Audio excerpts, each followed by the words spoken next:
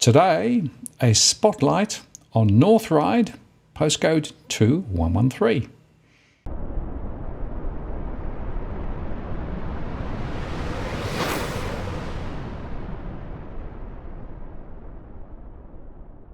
Hello again, it's Martin North from Digital Finance Analytics. Welcome to this post covering finance and property news with a distinctively Australian flavour.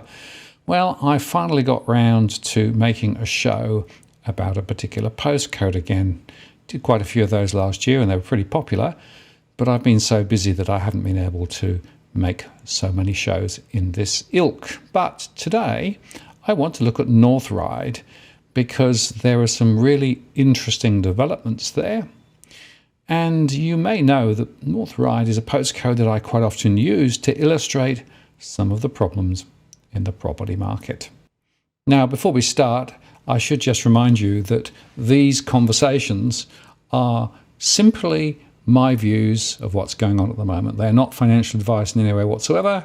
And I always highlight the fact that this information really could well change ahead, but it is based on our rolling surveys and the data that we're receiving on a continuous basis.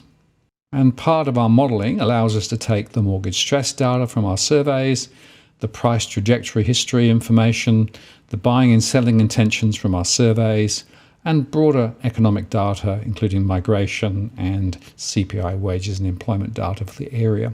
We put it all through the core market model, run it via our scenarios, and we come up with a view as to what may happen with regard to prices. But it's just indicative, and things may be very different because it's very hard to be clear about all the dynamics and how they're going to play out ahead. So today we're talking about North Ryde, postcode 2113, and North Ryde is bounded by the Lane Cove River and of course sits to the northwest of Sydney. It also has a couple of significant roads running through it, including the M2 and Lane Cove Road. And for those who don't know the area, North Ryde is a suburb located to the northern suburbs of Sydney in the state of New South Wales. It's located 15 kilometres northwest of the Sydney Business District in the local government area of the city of Ryde. Now, when I look at a particular postcode, I always check a number of dimensions, including the planning regulations, the crime statistics, and the flooding. And this chart just shows you the crime statistics for North Ryde. It shows that it's nothing really to write home about. 471.4 per 100,000 population, and that's significantly below the average across New South Wales. And also there isn't much to say about flooding, but there is a lot to say about planning, but I'll cover planning in more detail in the next few slides. But just before we get there, a few photographs of the surrounding area. So the major roads run through and around North Ryde. There are some retail stores in and around the area, but quite often people pop down to Ryde or the other big areas just outside North Ryde. And there are some quiet streets with older style properties away from the main drags, but there's also some more modern developments. And as you start to look closely, you realise that in fact there are quite a few areas where developments are currently running or have been running, and specifically around some of the higher density areas we start to see high-rise development. And in fact, the more you look, the more you realise that this is a suburb that is changing significantly from what it used to be, which was a quiet backwater. It's now a significant development area. The planning regulations have allowed for subdivisions and for high-rise development. And so over the last 10 years or so, this area has transformed significantly. And so we see significant numbers of low-rise developments, including some quite high-density low-rise developments. But we also see some high-rise developments. And in fact, a lot of the high-rise development is in just a few areas where the density rates are pretty high. You can make a decision whether this is the style of living that you'd like, but clearly some people do like to live in this sort of environment. Others are forced to because of the relative price differentials. And the more you look around, the more you wonder about the planning decisions that have been taken. Certainly, some of the high-rise developments are pretty ugly. The units themselves are very small, and I think are pretty cheaply built. And there's also, of course, the local hospital that's still there on a rather sprawly site. Now let me look at what's available. So we look firstly at properties for sale. And currently at the moment in North Ryde, there are 32 properties for sale in the postcode.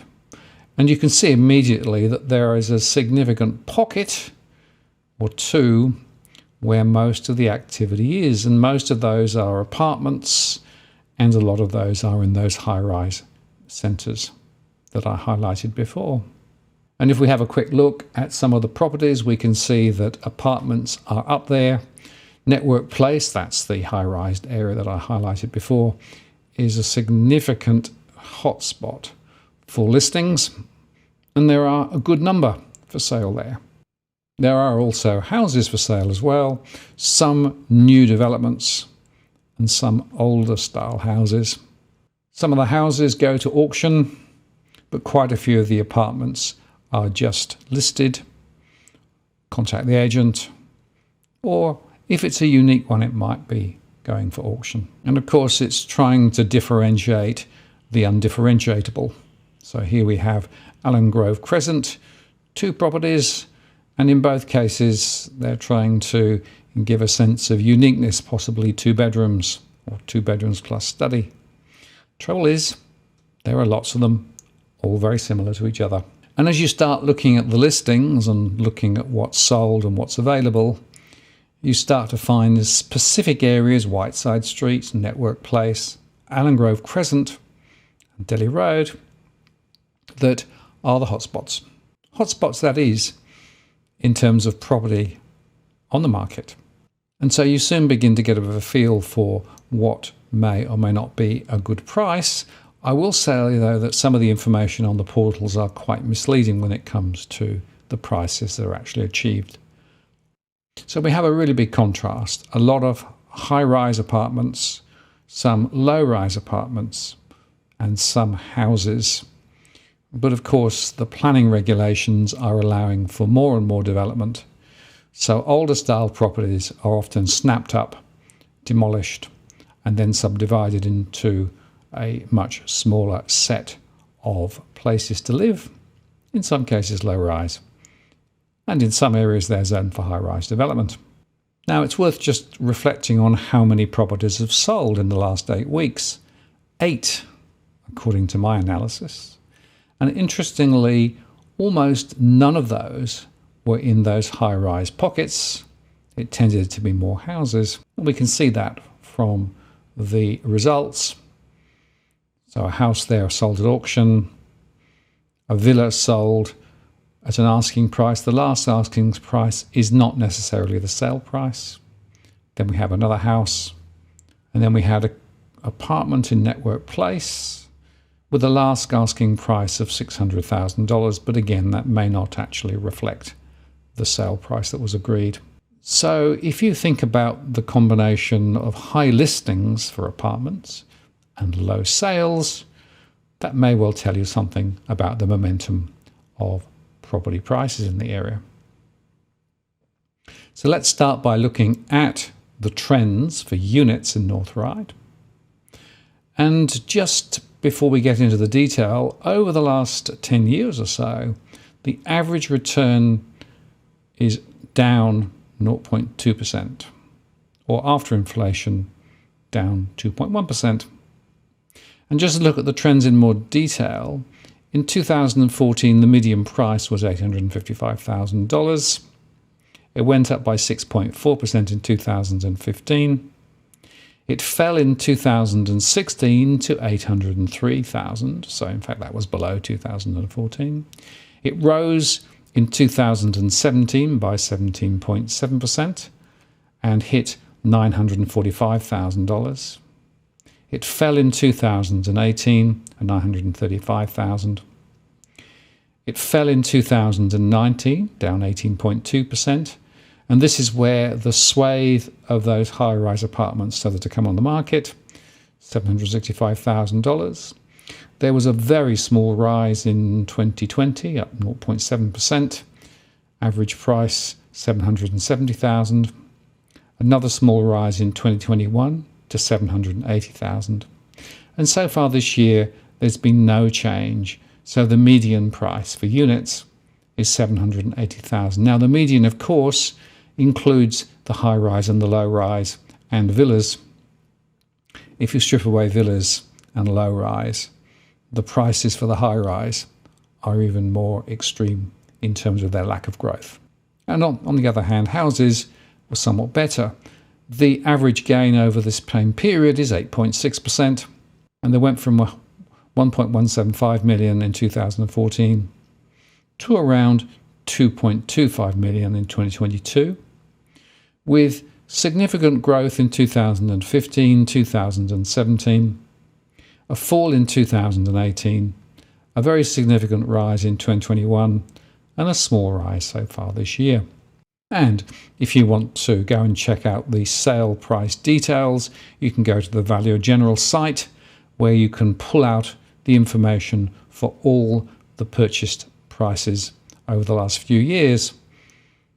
It's a little bit painful to use because it only gives you up to 100 answers at one query, but nevertheless, the information is very rich. And I will just highlight the typical property areas. They're often 600 to 700 squares, some a little bigger, some a little smaller. And the purchase price, that's the settled price for the particular properties, and they're listed by particular roads, and you can then compare and contrast. I do recommend this tool. It's free and available to anybody who can access the internet. And if we do the same for the unit category, which includes villas and high-rise and low-rise, the first interesting observation is that the property areas are a lot smaller. In some cases, 139, 100 squares, 91 squares. These are small properties. And the other point to make is that the price ranges do vary a little, but as they are grouped by particular locations, like Allen Grove Crescent, you can begin to see some pretty consistent characteristics. And sure, there are a number of more expensive properties. Here's one unit for 2.3 million and another one for over 2 million. But there is a pretty consistent pattern. And if you look at, for example, Network Place, you can see that the price ranges are sitting in quite narrow ranges. Of course, there are some differences among individual properties in those high-rise buildings. So let me just now summarize 2133. The current listings are around 270 across the total postcode, with 85 added in the past month. In May 2019, listings were lower at 225. Around 18% are houses, the rest are units, which tells you all you need to know. The vacancy rates in the postcode are around 3.9% compared with 6.1% in mid-May 2019. So there were around 130 vacancies currently reported compared to 194 in 2019. The gross yields, that's the combination of the purchase price compared with the theoretical gross rent that you can charge, is sitting around 2.5%, and it fell from 3.6% last year. The net yield, which is taking into account all the costs of running and maintaining the investment property, is around 1.55%, and it's falling. And the typical rents for houses are rising, up about 14% in the past quarter, with a typical rent of $625 per week for houses. And asking prices are on average rising, up 33%, with a typical house price of $1.485 million. The average settlement, though, is just slightly lower, and the intention to sell is rising slightly. Now switching to units, the gross yields for units and they typically are higher at 3.7%. That's a rise from 3.2% last year. The net yield, though, isn't that flash at 1.85%, and it's falling. The rents for units are rising, up 5% in the past quarter, with a typical rent of $530 per week. The average prices are on average falling, down 4.8% at the moment, with a typical unit price of $745,000. And the average settlement is about 6% lower than asking, and the intention to sell is rising slightly. Now, I pull information from my surveys, and for the postcode, there are around 7,485 households in the postcode, of which 2,500 are borrowing, 3,400 are renting, and 2,600 properties are currently available for rent. Overall, the financial stress metric, that's a cash flow metric, is 51%. So there are more people in financial difficulty than not in the postcode.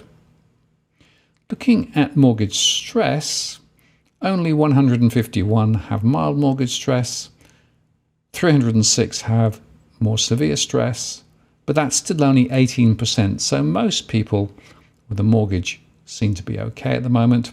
The default rate's pretty low at 2%.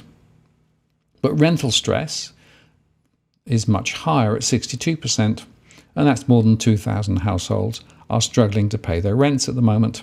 And that also translates through to property investors. So quite a few people bought investment properties in North Ryde.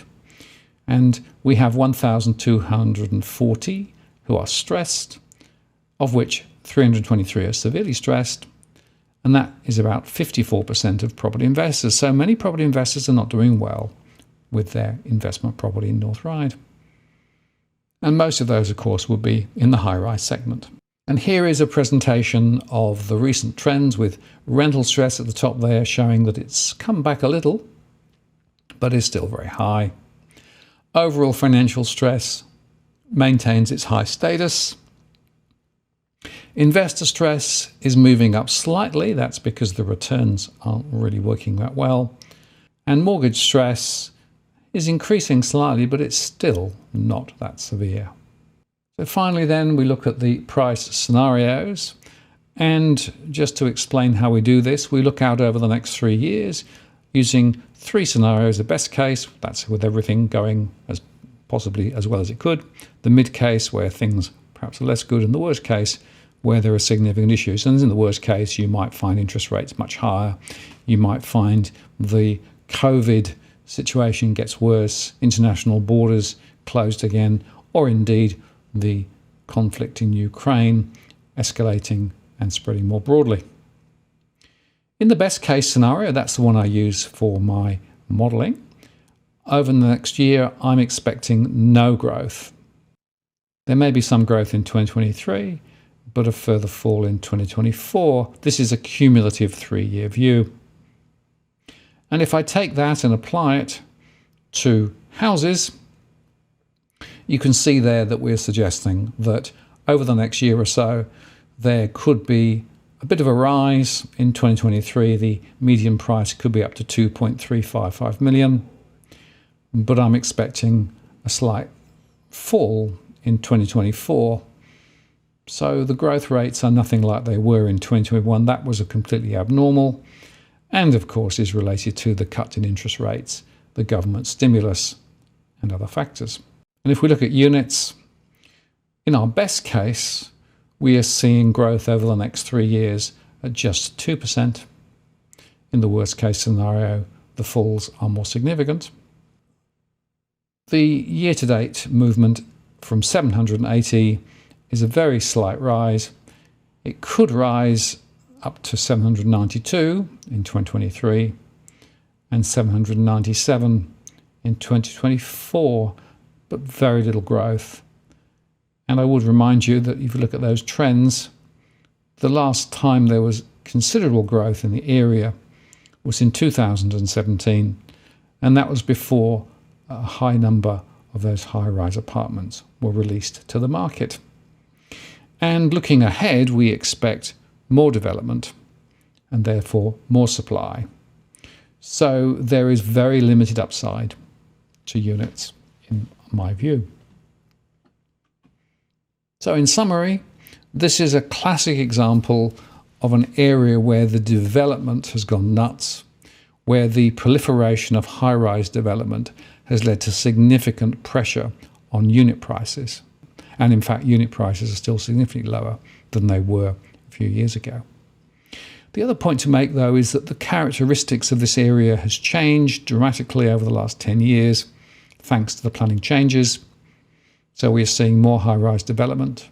We're seeing quite a few older properties being bought by developers and subdivided. And the planning regulations are allowing for more high-rise development in the years ahead. This is an area that has fundamentally changed, and I wonder whether it is a change for the better. Now, if you're buying your home in Sydney's contentious market, you don't need to stand alone. This is the time you need to have Edwin Almeida from Ribbon Property Consultants standing alongside you. Buying a property is both challenging and adversarial. The vendor has a professional on their side. Emotions run high, price discovery and price transparency are hard to find, and then there's the wasted time and financial investments that you make. Edwin understands your needs, so why not engage a licensed professional to stand alongside you? With RPC, you know you have experience, knowledge, and master negotiators looking after your best interests. So shoot Ribbon an email at info@ribbonproperty.com.au, and if you use the promo code DFAWTW/Martin, you can get a 10% discount offer. I'm Martin North from Digital Finance Analytics. Many thanks for watching, and I'll see you again next time.